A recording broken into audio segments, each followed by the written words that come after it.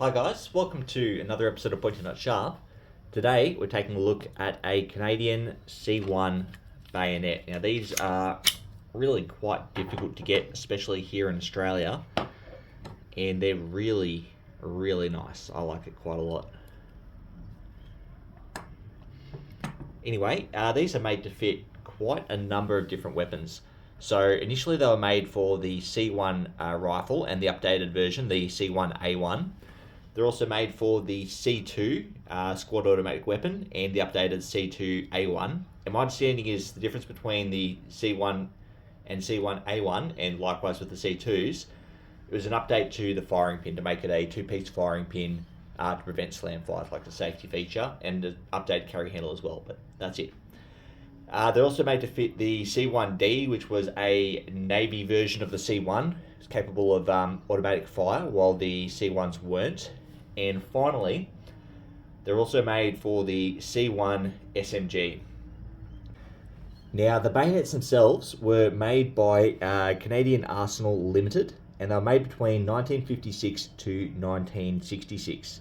I don't have an exact number on production, so I don't know how many of these were actually made, but if we go by the weapon numbers and assume that for every weapon there's one bayonet, then we can assume that there's about 120,000 possibly. So the C1s, the C1 rifles, both C1 and C1A1, there was between 80 and 90,000 of those made. We don't have exact numbers, which is frustrating. The C1 submachine gun, that also took the bayonet. There were 30,000 of those. The C2 squad automatic rifles, or machine guns, whatever you want to call those, there were 2,713 of those.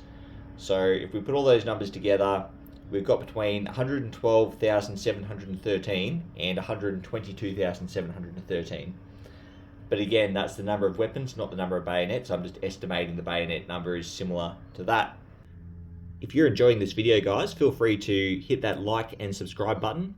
I release new videos weekly, and I wouldn't want you to miss out on the next bayonet I feature. We'll jump into the history. So during World War I and just after, Canada were using the number 4 rifle, and that came with the number 4 type 1, 2, 2-star and 3 bayonet. This is a number 2, and it's actually made by the Canadian Arsenal. Got a little CA stamp in there. These are incredibly rare. Bugger all of these were made. I've already made a video on it, but I'll put that to the side. That's what Canada were using. Now, after the war, there was a bit of discussion, and they were really looking for something new. They found that engagements were really happening around like that 300 meter and below mark, not really more than that. And even if they were, soldiers didn't have the skill a lot of the time to make shots past that. So they wanted to downsize the cartridge. That was the main driving force for a new rifle, not particularly it be a self-loader. That was another necessity, but the cartridge was what they were really looking at. So the US proposed the 7.62x5.1 NATO cartridge, and Canada went with that. And in 1954, they purchased 2,000 FN FAL rifles from Belgium. Those were trials rifles, and they came with the FAL Type A bayonet.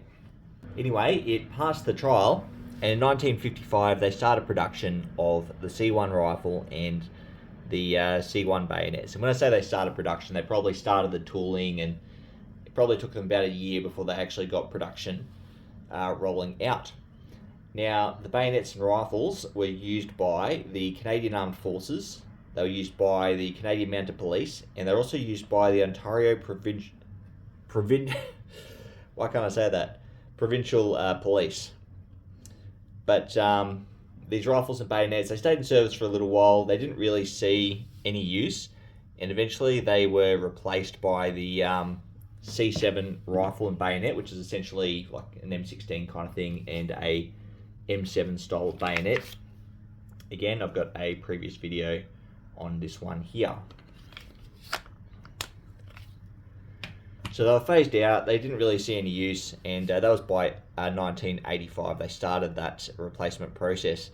Obviously, they would have stayed in service for a number of years after that, because you don't replace an entire fleet of rifles and weapons overnight, and reserve forces are probably going to use them for a number of years.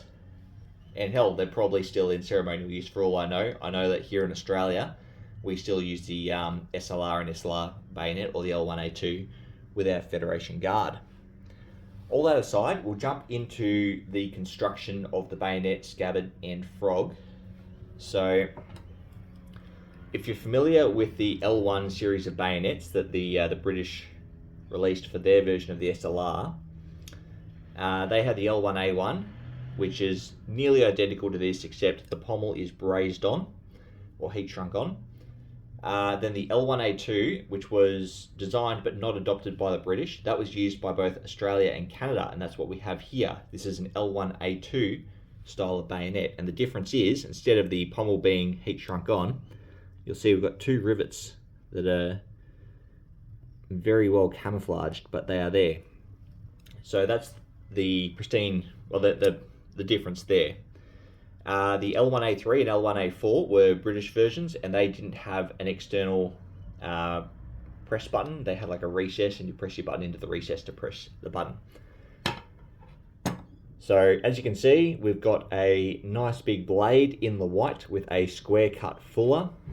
We've got a clip point tip on it here. We've got a true edge unsharpened and a false edge. Moving down, we've got a nice little steel crossguard, nice muzzle ring, and a hole down here. I'm not sure what the purpose is, whether it's to make it lighter or whether it's there as utility, so you can tie this to something. I have no idea. Then we've got steel grips, which are riveted on. And finally, we've got our pommel and our mortise and press button device. And as you can see, it takes a number 5 Mark 1 scabbard, and the Mark 1 is the one that has the steel mouth, whether the Mark 2, which is what you more commonly see, has the brass mouth. A couple of interesting points that make this different to the Australian L1A2, which I've actually got one here to show you the differences. Probably not the best one to demonstrate, because the Australian ones have a number of different blade profiles. I think they're up to like 12 minor variations. But first things first is both have an inspection slot underneath the pommel. And this is one of the key differences for the C1 over the Australian L1A2. Oh, lovely, I grabbed one that doesn't have it. The later Australian ones don't have it, the early ones do. But you'll see the inspection slot here is shaped like a T, whether the Australian ones are just a straight line. You won't see the little T bit on the top there. The second difference is Canadian C1s, the blades are in the white, the rest is like parkerized, whether the Australian L1A2s, the whole thing is parkerized. The next difference is that Canadian C1s have a squared fuller, whether the Australian ones, most of them, all of them after 1960, have a rounded fuller. They did make a few in the first 2 years of production that have the same style of fuller as the Canadian one just here.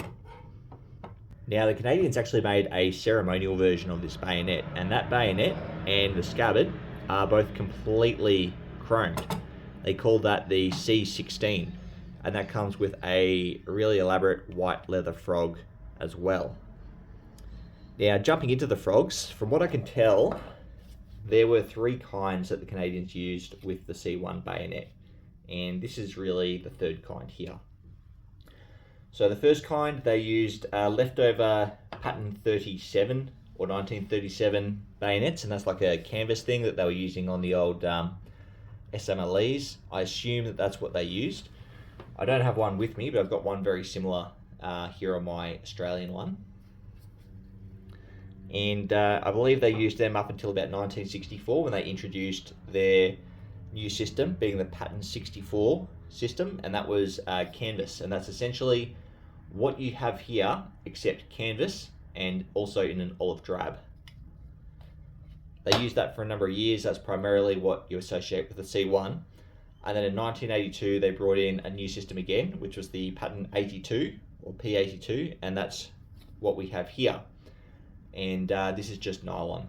So as you can see, we've just got olive drab belt loop, and frog stud just sticks through that slit down there. I'll get the Australian one out of the way, we're not looking at you anymore. Now I've actually got the NSN for this one as well, so if anyone's interested, I'll just put that in the bottom of the screen. But the official NSN description of this style of frog here is a carrier bayonet scabbard, holder scabbard, bayonet, C1 in brackets, 82 web. That's the worst name I've ever seen. Like, make it easy. Come on, that's ridiculous. But all that aside, we'll jump into the markings, and that's really the last thing there is to go over. There's not a terrible lot of markings you find on these. Generally, only the two. So, here on the ricasso, in the center of the left ricasso, we have the CA, which is the Canadian Arsenal Limited trademark. And then next to that, we have our date of manufacture. And this one is 1966. So, last year of production. Very, very late. From what I can tell, there's no markings whatsoever on the scabbards, which is a shame. I'd love to have like a Canadian Arsenal stamp on here, but I don't. And quite often you come across markings on the back of the frogs. That's a very Canadian thing. Like here's the C1 I've got, here's the C7 I've got, and here's the number 4 Mark II I've got. So you'll always need to come across markings on the back. These ones are obviously from soldiers who have been issued the gear. This one's obviously from the manufacturer, or maybe the armed forces with acceptance marks. I don't know. But that's really all I've got to say about the C1. Really, really cool bayonet. I've wanted one for years. I planned on doing a buy and sell on this one, but now that I've got it, I'm definitely not going to sell it. I don't think I'll ever let it go. I like it too much. If I made any mistakes, guys, feel free to comment below. I'd love to hear from you. And thanks for watching.